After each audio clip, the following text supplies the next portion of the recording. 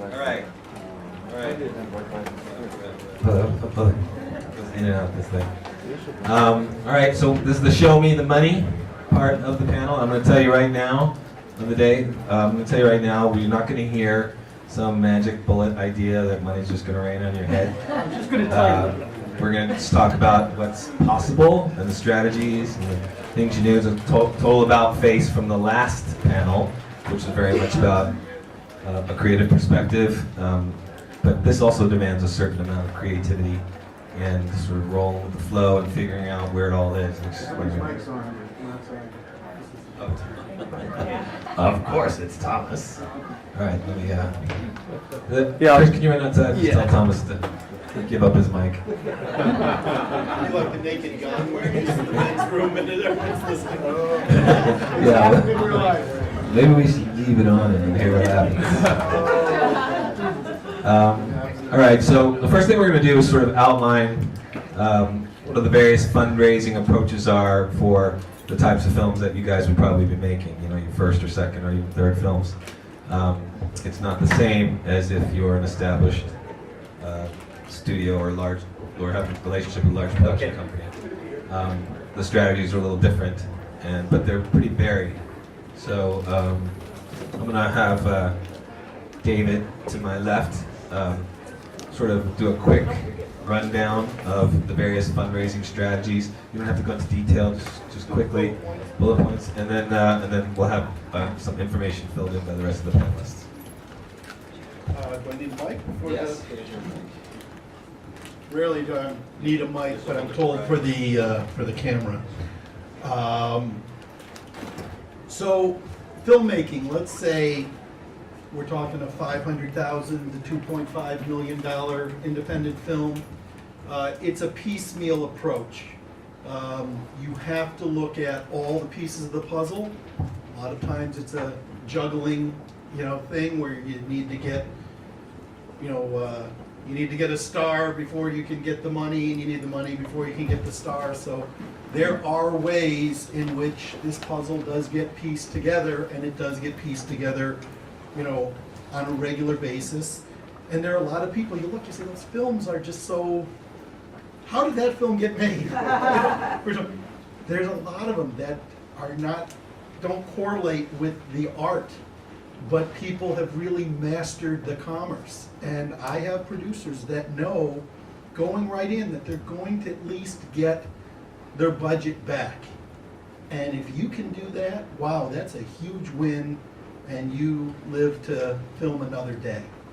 And there's not a lot of people that do it, but the ones that do it, I'm sorry to say, it doesn't necessarily have to do with what's the best film or the most creative film, but it's people that understand the business aspect of show business and how to play it. And someone said earlier, talked about the political world of cable television and Netflix, and it's knowing people and how that works. And when you go that route, you're going to have to, if you want television or the episodic storytelling, you are probably going to have to team up with someone that knows those politics and give them that showrunner, executive producer title, and that's your price of entry.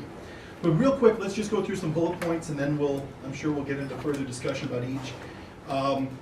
Crowdsourced donor model financing, which is we have some real experts here, some of the leading experts here on the panel to talk about, and I understand they prefer the term perk-based rather than donor-based. The lawyer in me calls it donor. There does exist equity crowdfunding. None of you should use it. We're all in agreement that there are major problems. If we have time, we can tell you exactly why you should never do it. But afterwards, if you'd like to know why it's a horrible idea, I'll be happy to get on my soapbox and share that with you. Unanimous decision by this panel. Horrible idea. There are development and bridge loans. That's money that's going to get you to pre-production. It's an interim loan. It's early money in, and as soon as you get the rest of their budget, those people have the opportunity to get their money out plus 10% interest, and that's built in the budget. That works really well for people. There's traditional equity financing. That's a private placement offering. You need to be very careful and compliant with very heavy-duty laws that govern that area. People get in a lot of trouble, even go to jail if they don't properly comply with that stuff. And there's some real horror stories in that world. There's film loans collateralized by pre-sales. That's still a tried and true method of occurring. You need to team up with a sales agent early. This is a question, one of those things where there's always art versus commerce. What actors do we need to sell the film to Germany versus who's really best for the role? We're going to talk about that in greater detail. There's tax credits and tax rebates in virtually, well, certainly the majority of states in America, and there's also other countries, Canada, the Dominican Republic has a wonderful tax credit that works almost identical to Puerto Rico, but if you film in Puerto Rico, you have U.S. labor laws. In the Dominican Republic, you have Dominican labor laws with far less minimum wage for crew that's still livable. You can be in their much language. more exploitative if you go to any other. I was trying to be more politically correct. There's active in-kind co-production deals, particularly with post houses, that will take a producer credit and a piece of the back end for their post-production facilities, and you can do some other in-kind co-productions. There's product placement, which for most independent films, the best you're going to get is free stuff. You're not going to get money, but you need Apple computers for that office scene.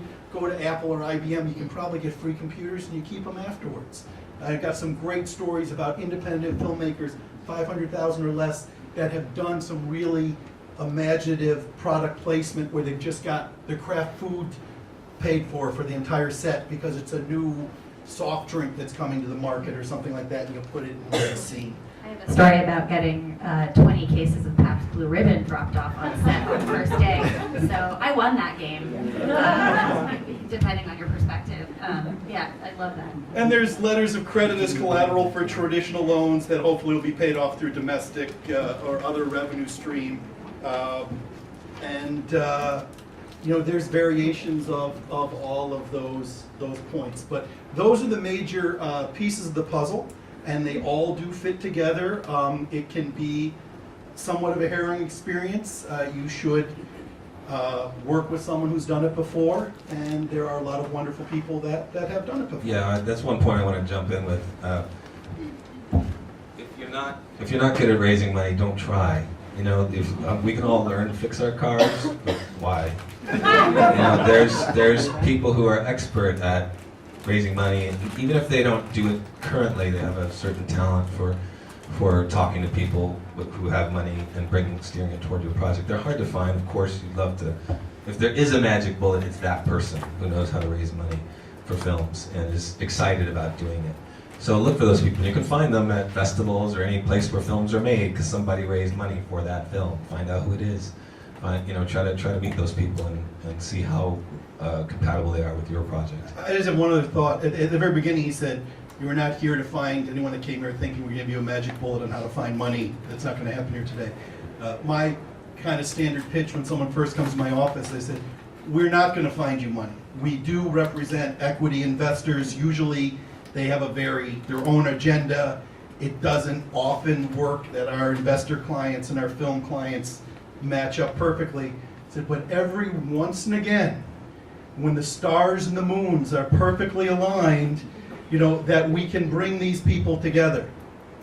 Well, last Monday, my phone was blowing up. The stars and the moons are perfectly aligned. There's an eclipse. Can you bring us together with your money, people?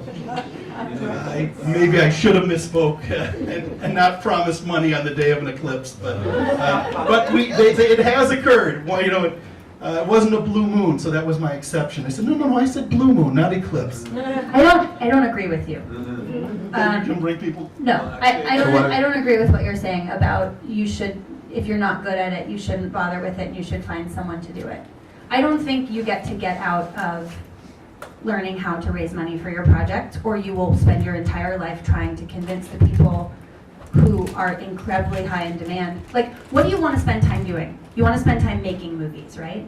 So you should want to strip out as many barriers between you and making your movies as humanly possible. And one of those barriers would be trying to find somebody who is good at raising money, who everybody else is also trying to find, and convincing them there are way fewer of them than there are of people trying to make movies. And then convincing them to get them on your project and not somebody else's project. And now that's just another barrier in between you and making stuff. So I would say you have to make it a part of your career to at least get some people, whether it's your audiences or investors or a rich uncle or a friend's rich uncle or whatever, to give you money. Because frankly, if you can't effectively pitch your project to get someone meaningfully and financially involved, you don't have a career in this business. Like when you walk into a room for pitching a TV show or pitching a whatever, you're also asking for money. You're just pitching the creative side of it. So I know that we agree on these things, and I will say, like, I think it's dangerous to say, oh great, there'll be somebody that I can find. It's you're the person. And once you do it for yourself, and you learn the ins and outs, you will be able to effectively evaluate how to then have a relationship with somebody who could do it professionally, like a separate producer. That's at least been my experience and what we see from the hundreds and hundreds of filmmakers who come through Stevens Park. Everything has a little asterisk, and the smartest guy in the room is the guy who knows what he does not know. And then you have to surround yourself with trusted people that have been fully vetted, that can fill that role and be in partnership with you. We have a zillion horror stories about, the guy who's done it, it's your film, you wrote it, you directed it, it's your family's money. And you brought this other guy in because of his IMDb credits, but you didn't bother to call a single person there and say, how did that work out for you with him? In fact, that guy stole all your money, he stole from the budget, he did the tax credit stuff wrong. This happens, we see this so much. I've given seminars on con men in Hollywood because I think somewhere there's a competing class that teaches how to be the con man. Because it's the same story we see in lawsuits, and I'm 1,000 times more expensive when problems go awry after the fact than if you had a 10-minute consultation with me before the fact. Yeah, I don't disagree with you. It's just that there's different levels of raising money. No, So I if would you're- never suggest you try to do a private placement on your own, ever. Or even just any of the more complicated fundraising models that he No, was describing. you need to be the one in the room convincing people to give you the money. I'm not suggesting that you then write the contract. Yeah, I'm and- saying you can't, but people mishear what you're saying, because I see this all the time, that they're like, I just need to find a producer who will raise the money. I'm like, I'm sorry, friend. They're busy making Moonlight. And you've got to understand what's going on. You can't just delegate. You have to be at the table. You have to see everything that's being signed and that it's proper, because there's a lot of unscrupulous. And you do have to folks. articulate your passion for your project at every level, because it's not just raising money; it's getting resources, it's putting together crew and cast and all that kind of stuff. And you're selling every step of the way. It's not just for raising money; it's for putting the whole film together and getting people excited to be part of your film. So yeah, absolutely. And especially when you're just getting started, the first money that you're going to raise is always going to be one degree of separation. Always. It's not going to be like some famous person off or rich person off somewhere. It's going to be your family or your friends. That's the way it starts, always. So yes, of course, you need to have a handle on all that stuff, but don't try to dive into some of the things that he was describing, without some expertise or without having a partner who has that expertise. And by partner, that doesn't mean just anybody who's out there telling you they can raise money, because there's a zillion flammers like, yeah, I can raise money for you. And they just take whatever money you give them and you never see them again. Yeah, well, I think that a lot of artists have this mentality. I mean, I'm a filmmaker myself, so I have it as well, but like thinking that someone might come and like save you and you don't have to do the stuff that you don't want to think about, that you want to do. But you have to know some of that, and you also have to know your project well enough and know yourself well enough and know what the thing is that you're trying to make well enough that you can then hire the right people. So you still have to have some of that knowledge and some of that work and be able to articulate what it is for you internally that's pushing you forward. Let's step into that, like what you guys do and how filmmakers get started and how you support them and how and crowdfunding in general, not just your platform, but like where's that at? I use that term crowdfunding fatigue like some people have? Yeah, Like, people where we have at? fatigue for shitty projects, for sure. Yeah. So Jerry and I both work at Seed and Spark. I'm the CEO and founder. Jerry is the head of crowdfunding, and it's his team. I'm going to brag on his behalf because he will never do this for himself. It is his team that is responsible for the highest crowdfunding campaign success rate in the world. Jerry and Christina Raya, both of whom found Seed and Spark as filmmakers, crowdfunded on the platform, and then came to the platform to help other filmmakers do what they did, really understand this very personally. I also have crowdfunded on Seed and Spark. Now, well, Seed and Spark started because I did a weird crowdfunding campaign using a PayPal link and a WordPress website. Don't do that. We avoided a lot of legal problems that we could have had for sure. I've crowdfunded on it twice as well. The thing with crowdfunding is it's two words, it's a compound word. And the first word in that compound word is the more important word. If you do not spend time understanding, cultivating a crowd, there is no funding. Okay, there's not, otherwise it would be called the funding crowd, and those are the people that we're all looking for, right? Everybody's looking for the funding crowd, they don't exist. What you are as filmmakers in building a career is a voice that people want to hear from. And your job, apart from making the stuff, is to find the group of people who want that stuff and keep them very close and get them to tell their friends so that that crowd gets bigger and bigger. And until you do that, you should not enter into crowdfunding, or you will do something that most people do. This is what we were talking about before, called friend funding, right? And everybody's done, how many of you have done a crowdfunding campaign? Wow, it's actually fewer than we normally see. The vast majority of crowdfunding campaigns do not do the work in advance. This is on other platforms, that's why we have a high success rate.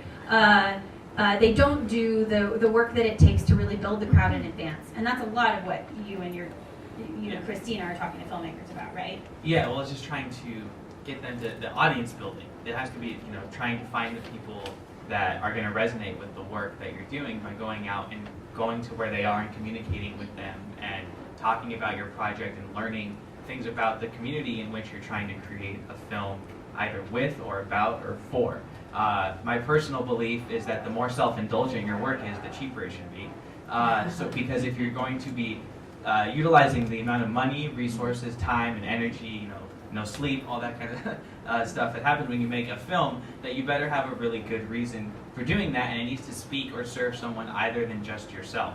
And so part of the crowdfunding and going through and doing that audience building fuels that. And then in turn it becomes a much more cyclical relationship with your audience in which you're learning about the kind of things that they want to see for a film, instead of like trying to sit there alone in your room at a computer and guess. Like what they're grabbing, like whether it's maybe you didn't know of a certain band or musician or a certain actor or a certain other film in that community that you're working or trying to make a film about, that's going to then make your film better. Yeah. And the thing I think is really important about this is this audience building and understanding is actually the basis for any fundraising that you would do, because you have to convince, especially equity financiers, that there is an audience for this film, right? There are lots of different ways to figure out how and why there is an audience for a film, but until you know that there's an audience for a film, you actually have no business deciding this is the appropriate budget for it, right? If you write big sci-fi sort of movie and you budget it and it's like $25 million and you have no idea how you and your crew will first of all ever make something at that scale, or that there is an audience that will spend probably double $25 million in order to consume that movie, you don't know that that's an appropriate budget for the film. But that's actually true on a very small level too. There are a lot of people out there who are like, oh, if I just make it under $500,000, I'll be able to make my money back. It's just not the case. And so unless you really know and understand the audience demand, it's very difficult to determine if you're making an appropriately budgeted film. And crowdfunding is very useful for this. And we've seen this on several occasions, people say, well, this is a $500,000 movie, and an investor, like an equity investor, will be like, we'll see about that. I'm willing to put in $100,000. and a film came and raised $50,000 on Seed and Spark, but showed huge audience potential, and the investor doubled their money, and that movie, Keep the Change, went on to win Tribeca. And there are tons of these stories where crowdfunding is really the place where you can prove that you do understand the audience, that they do have an appetite for it, and that then really jumpstarts the equity conversations. And a really important thing about crowdfunding, like possibly the most important thing, you need to have a plan to raise exactly as much as you're asking for or beat your goal. And you have to be very clear with your audience about what that money will buy. Because if you are asking for $20,000 to, what you often hear people say is to make the movie, when they have no intention of making the movie for $20,000. And then they do like a keep what you can crowdfunding, and maybe they raise $12,000. Well, that $12,000 did actually nothing for them. They can't make the film, they didn't prove the audience, that's not going to get them the outside financing they need, it's not going to advance the project the way the audiences were promised. Now those audiences have been burned for crowdfunding, they've been burned on your project, and maybe you either don't make a thing or you make the $12,000 version of the thing, and that's disappointing for everyone, right? They're burned on you as a creator. And they're burnt on you as a creator. So it's really important to use crowdfunding responsibly. And use it for what it's for, which is demonstrating the audience appetite and or jump-starting your own career, whether it's making the short that you need to be a proof of concept for the feature, whether it's funding an entire series, or leveraging an audience that you've already built to make the second season totally independently, so when you sell it, you own all the rights to it. Does this make sense? We actually have a 2-hour workshop about this, so it's sort of hard to condense it into a short period of time. Excellent job. So Debbie, you do some of the more complicated financing things that takes expertise. Do you want to share a couple of real world stories about how you put together projects and how you do the funding for them? Sure. So, do you want me to use the mic? No, I'll use the mic. So I'm one of those people that sources financing that they're talking about. And I am so tough on the projects that I take because it's all about the script. By a show of hands, how many of you have read 100 scripts? 100 scripts, really? Okay. I mean, that's a really good indication that you're aware of the investment of time that it takes to know what's a good script. That's the first thing. I ran a screenwriting competition. I've read 5,000 scripts. So I know a good script. And people send me scripts and they're like, this is a really great script. I'm like, this is shit. It's not going to attract cast. It's not going to attract director. And director is your CEO, your person who's in charge of employment. He hires the team that he's going to work with. He gets a certain performance, or she gets a certain performance out of that talent, and that's ultimately what's going to return money on investment. So I start with the director. That's the most important person. Can I ask them a quick question? This is so important what you're saying. How many of you are directors? How many of you have thought of yourselves as CEOs? Good. Do you know what a CEO does? Do you know how much accounting and financing and fundraising goes into being a CEO?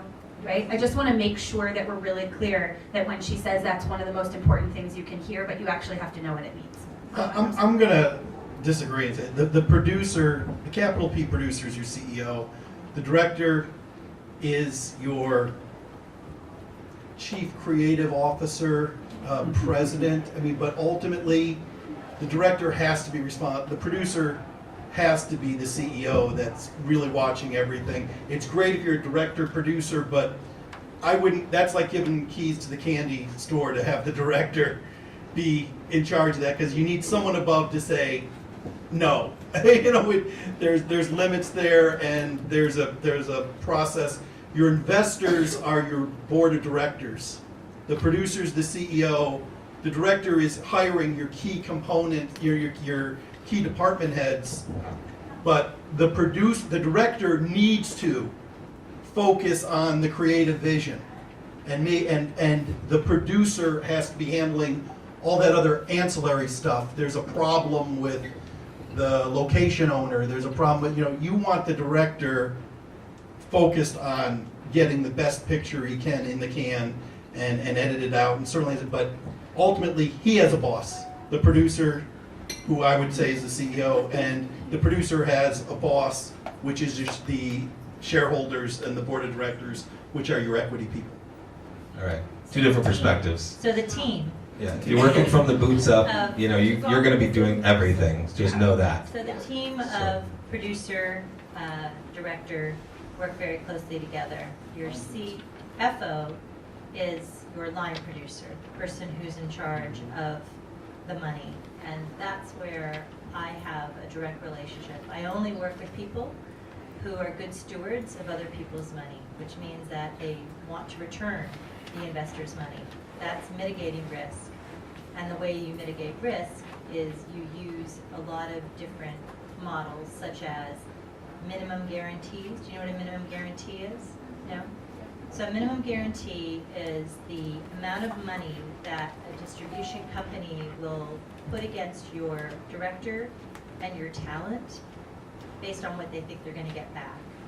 And a minimum guarantee can be used as cash, as equity. You can go to a bank and get a loan against that paper. It's called collateral. And then that money can be used to make your film. So that's one avenue. And then a lot of people use backstop deals. Do you know what a backstop deal is? So a backstop is to pay a certain percentage to the person who's giving you the distribution deal to potentially exit out of that deal if you get a better deal. So people that I'm talking about, that I'm working with, are people who are proven, people who have actually made a film, returned money on investment, made a film, won an award, have a certain type of an accolade that I can go and I can say to an investor, put your money behind this person. This person is going to return your money. So I use a three-prong approach. I look for a minimum guarantee. I always get distribution before I start filming. I look for a place where there's a tax credit, and I look for a person who can put money against the tax credit. And then I look for a third of equity, cash, so that ultimately it's a diversification of the money, and I've mitigated the risk. Cool. Do you have something Yeah, I to got add to something, that? just since she just spoke about tax credits, I think it's really important for people to also understand the difference between a tax credit and a tax rebate. And so the generic term is just tax incentives. Oftentimes people say tax credit, they actually are in a tax rebate state. And it's very easy to understand. A credit is the state gives an IOU. So if there's a 20% tax credit, that means for every dollar you spend in that state, that qualifies as a proper spend in that state. That is your hotel, your crew that's there, all your equipment rentals, everything that infuses money in the state.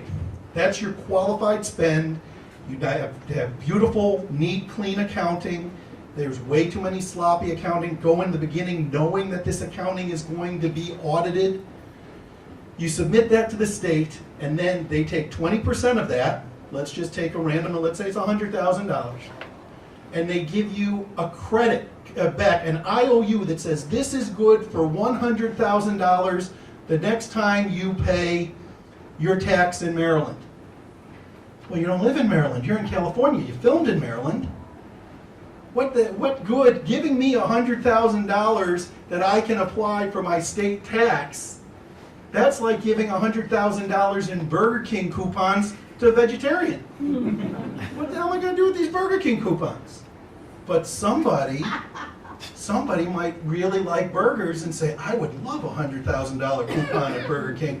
But they're not going to give me $100,000. They're not going to give the vegetarian $100,000. I'll give you $80,000 for that coupon, which is meaningless to you. The vegetarian now has $80,000, the filmmaker has $80,000 in their pocket, and the person that loves burgers gets $100,000 worth of burgers, gets 20,000 extra burgers, gets $20,000 off their tax that they pay in Maryland. That's a tax credit.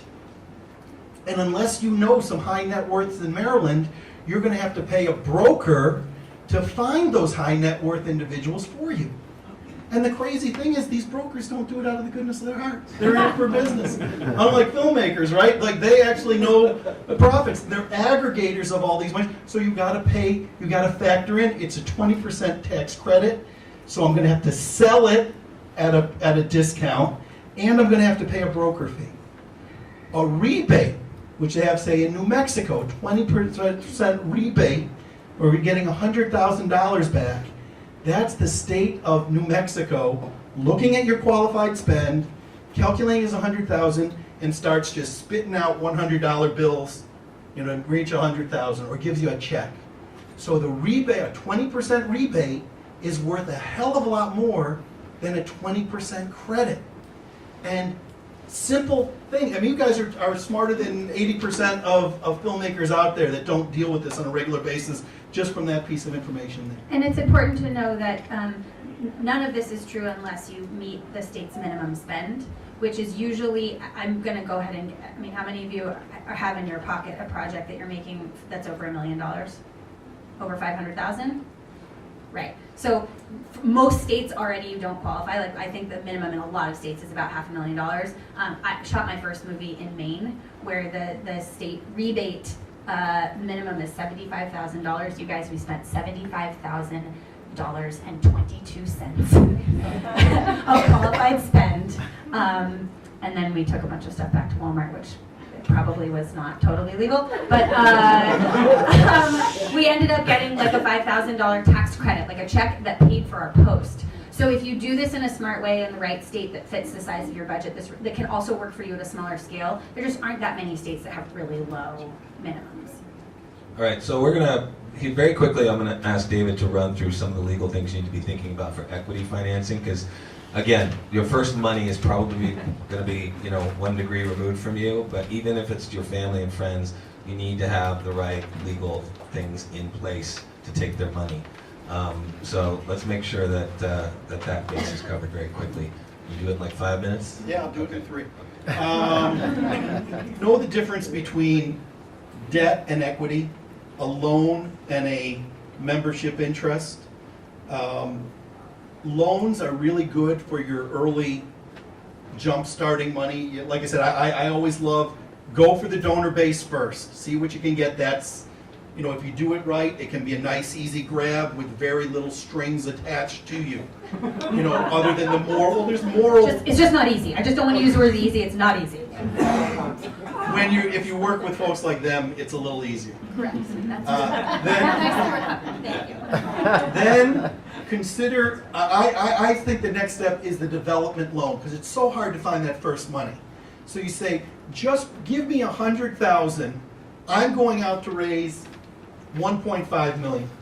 I need that $100,000 to have the lawyer who can draft the private placement. I want to there's an actor that we can get a pair play in place with him, or that's contingent on all the financing, but at least there's some letter of interest where they see we have some money that we can give as holding money to the actor, or we're going to do a rewrite, or we're going to acquire the script. You let people know at the crowdsource stage and at the development fund, this is what we want for development. This $100,000 is going to take us to the start of pre-production. And pre-production is where it's no longer in the imaginative state. We're going to make the movie in 8 weeks to get it all crewed up, 4 weeks to shoot it, and then we go into post. And once we raise that money on the development guy, on the start of pre-production, you already have this budget in with your line producer. The first thing that $100,000 has to do is this guy gets $120,000 back. We used his money for this length of time.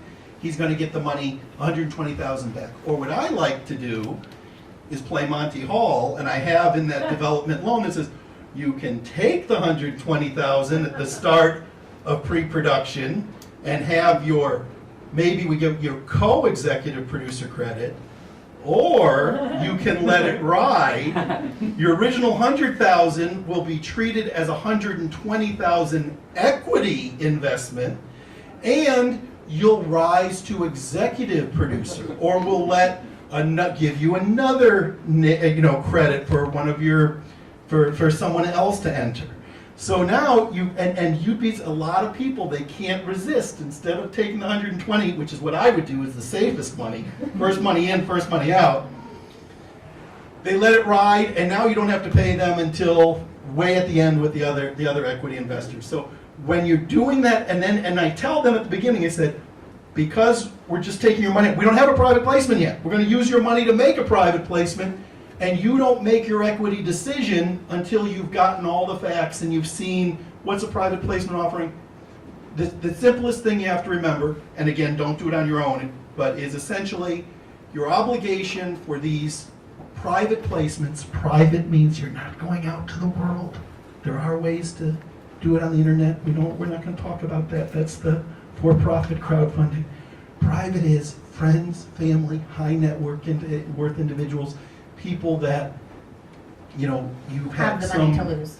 The money to lose. They literally sign, part of the private placement memorandum is, I have this money to lose. And you need to, the law says, instead of, if it's a public offering like Apple, IBM, you got to fill out paperwork that's as tall as me. And there's all sorts of rules on how it goes out, and you have to hire an investment firm that oversees the public offering. Far too expensive for any independent filmmaker. Private investor, Reg D says one thing. Just make sure that every investor has been given all material information that a reasonable, prudent investor would want to know before they invest. It's that one sentence. But oh, what a sentence it is, because think of all the things that can go wrong that if an investor, when they don't get their money back, you never told me that the lead actor might die midway through filming, or that the cameras might break and you don't have a completion bond, or we've gone over. So that one sentence can be very deceiving. A private placement offering lists all the warnings and all the risks, and it should be extensive. And even just in bold and right, you would be a fool to invest in this. It's this high risk, low reward, but if you want to go forward, here's what we're doing. And can I tell you, the most sophisticated investors, they're used to seeing the 20 pages of risk. I did a private placement once, gave the client on their own, transferred it to Word, they took out like 15 pages of risks. And the first investor they went to, they said, we've never seen a private placement with so few risks. We're not going to give you your money because we're scared by the fact that you don't know what the risks are and that you didn't list them for us. They become, nobody reads those private placements. They take them, they bring them out on a rainy day, but they gloss over. And the more you tell someone, are you sure you want to give me that money? The more they're eager to give you the money, because they go, so that's it. Yeah. Very quickly. What other legal documents need to be in place? Just list them very quickly before they can start asking for money. They have to incorporate. Again, LegalZoom is awesome if you're opening an ice cream parlor or a shoe store. The revenue stream and the profit ownership and the copyrights, the things that you deal with in film industry are so unique. You can't use LegalZoom. I'm going to give you my mantra. It's that you choose is, if you can be an S Corp, be an S Corp. If you can't be an S Corp, be an LLC. If you must be an LLC, consider being an LLC organized outside of California. And if you're filming in New York, be a C Corp.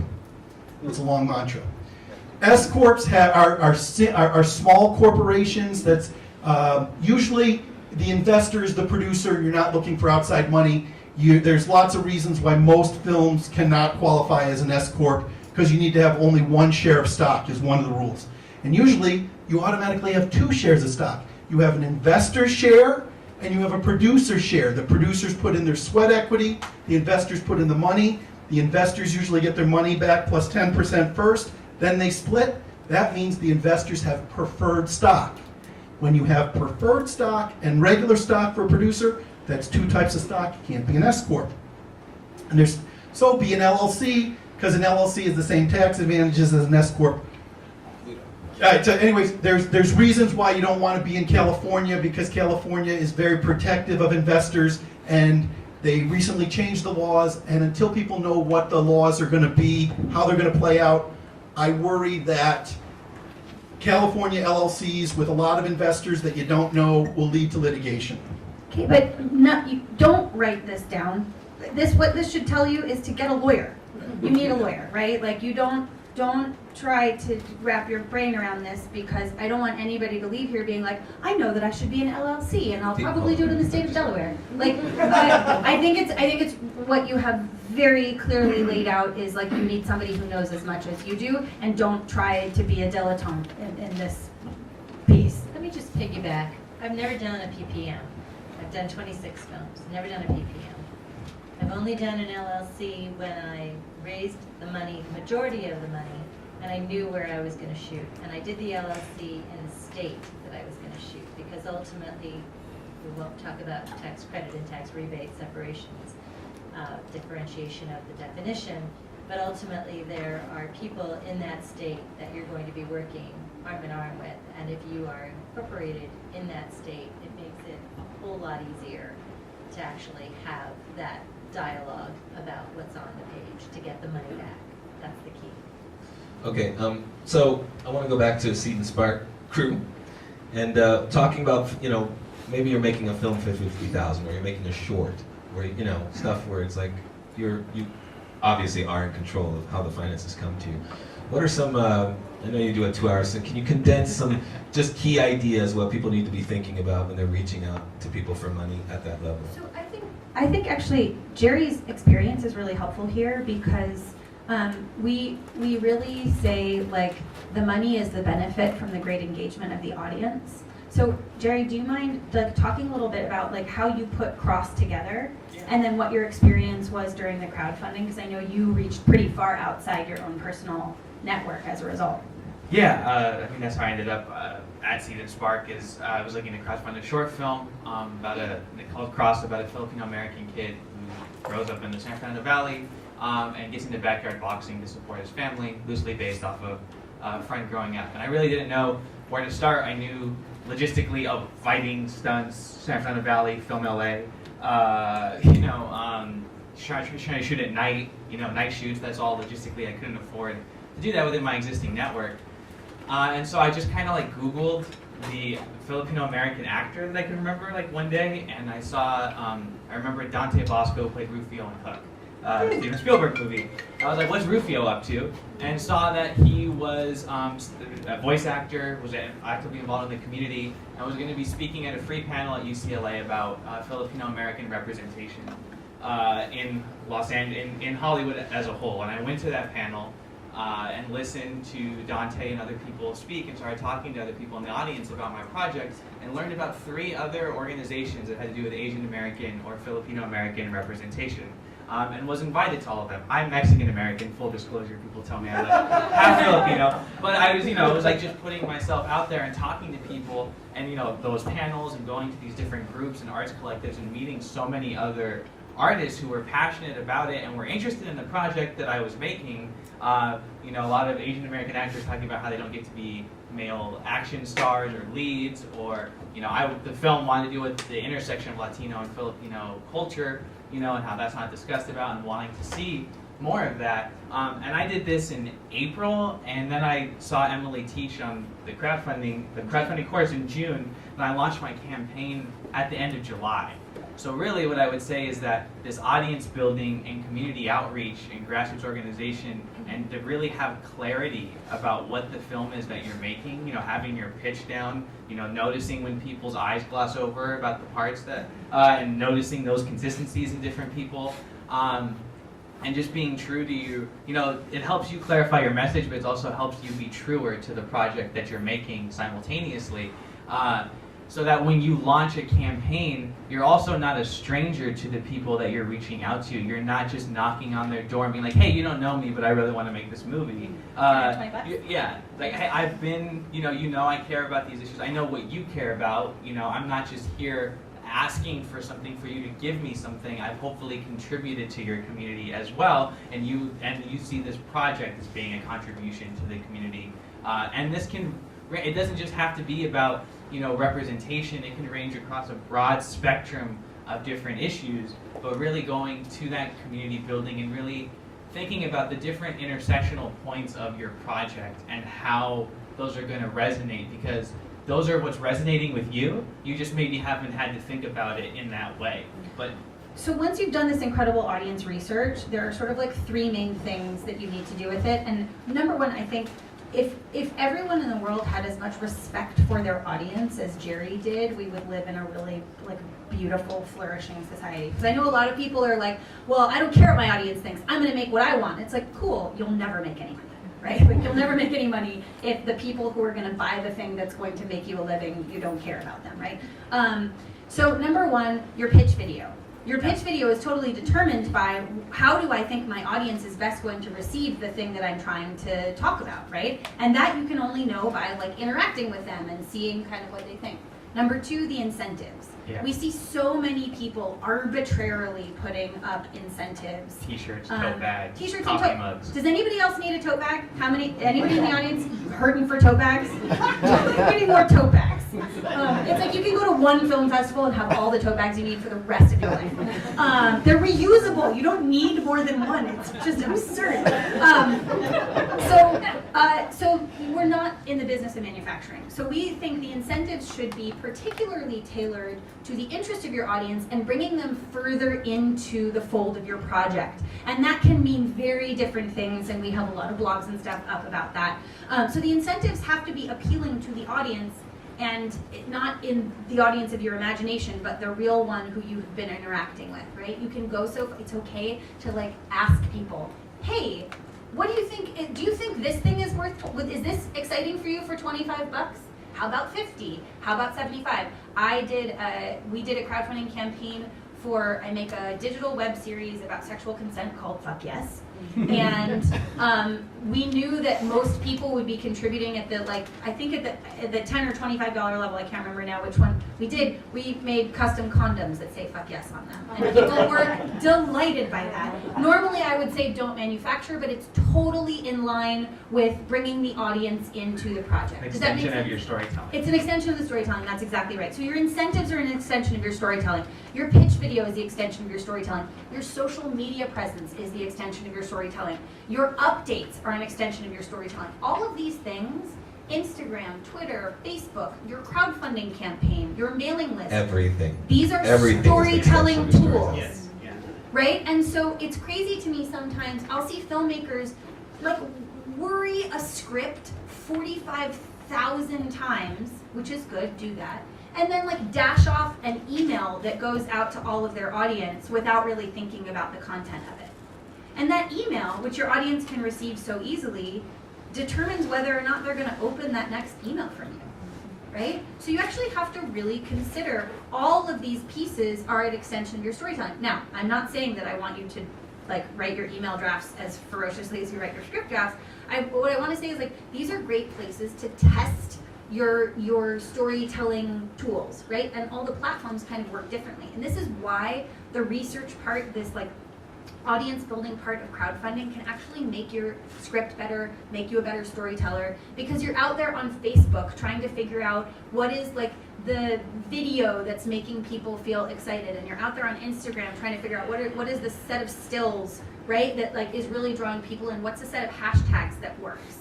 We have some friends who crowdfunded on Seed and Spark for a narrative series called Distance. It's about a long distance relationship, right? And there's nothing you would think particularly like social justice or social issue about it. It's mostly white people, frankly, and it's each episode is shot twice, one from her perspective and one from his perspective, and they were having a really hard time like kind of finding their thing on social media. And he came to us and he was like, I don't know, like this seems like, I feel like I'm good at social media, but this isn't working. And we said, well, why don't you become a resource for all the people in the world who are in long distance relationships? So he did some research and he found out that hashtag LDR is hugely trafficked on Instagram. And now the posts for his $25,000 digital web series get 100 to 150 comments per post. That's the kind of audience engagement. You can take that shit to a production company and say, look at the audience engagement we have around this. Like that stuff is worth money. And that's all from just audience research, audience understanding. So we did pitch video, incentives, and The third thing is the social media and organization. It really comes down to your campaign follows the same trajectory that a movie does.